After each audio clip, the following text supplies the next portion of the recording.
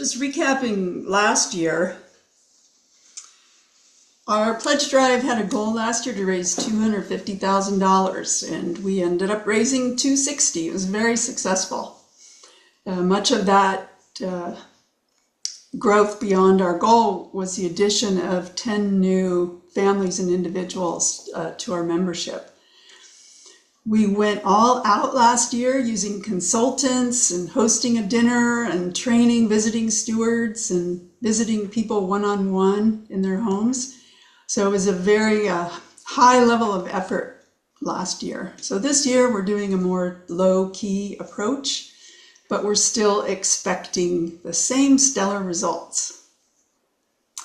The extra funds that we did raise last year were used to improve the benefits for Kevin and Siobhan, and some of that money was used for the sprucing up project that's been going on in the building.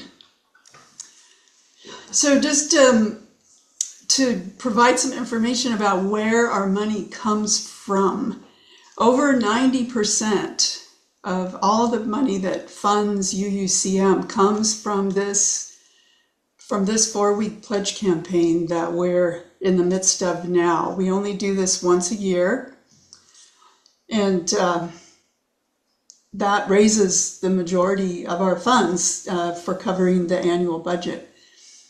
We raise another 5% from the Sunday plate, and that's after sharing 50% of it with our partners. And then we raise another 4% from fundraising events. This number does grow throughout the year as we add new members and pledging friends. And that has been a very encouraging trend that we're seeing with the membership growth. So to fund our estimated budget for next year, we're looking for about a 10% increase in the amount of pledges. And where that money goes is primarily to a category that I've described as worship services. About 70% of our annual budget is spent to provide the services. And in that category, I'm including most of the staffing, worship, membership, and other things that are necessary to support the public viewing of what we provide.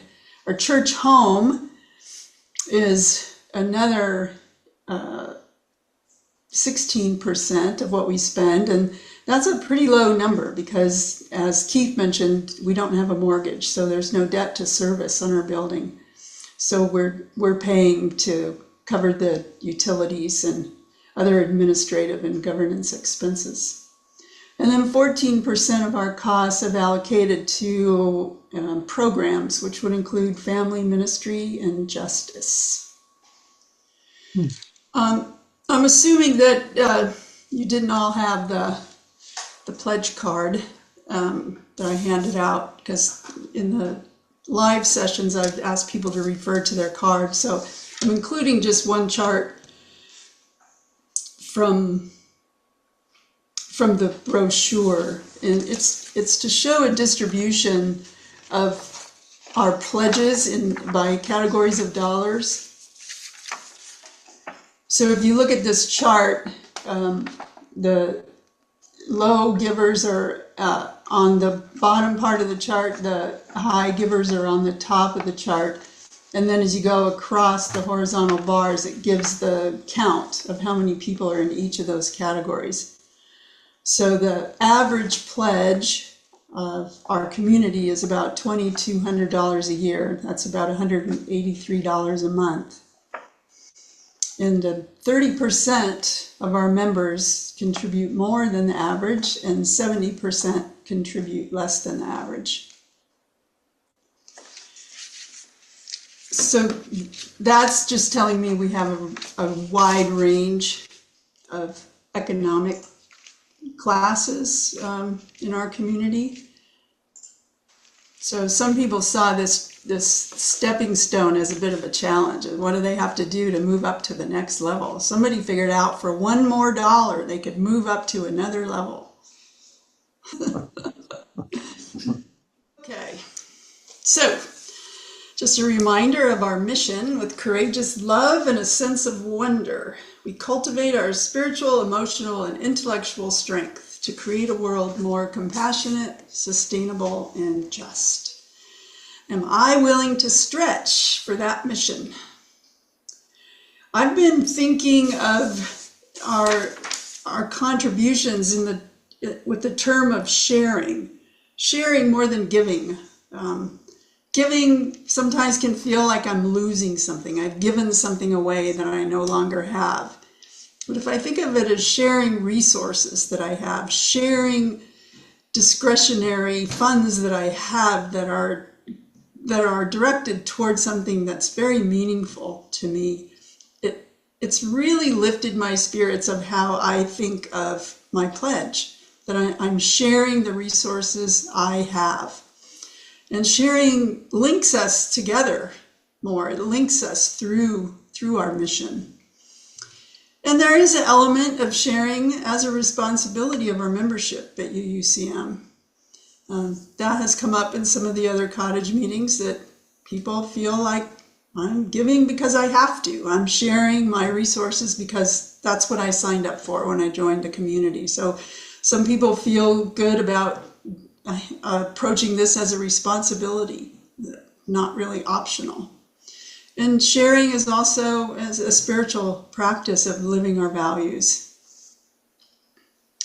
So this is my last slide, which is how much. So how much do we give? Of course, it's a personal decision. Some people decide based on how they feel. Some people want to do it mathematically, and what percentage of my income can I give? Some people are going to have to acknowledge times are tough, and I'll just give what I can. So some of the ways to look at how much is looking at your economic capacity, your individual circumstances. You know, is your income predictable? Are your expenses stable? You know, how many people are you supporting? You know, there's so many variables that go into what becomes discretionary for you. If you're looking at it as a percentage, a common range would be 3 to 10% of your income toward your spiritual home.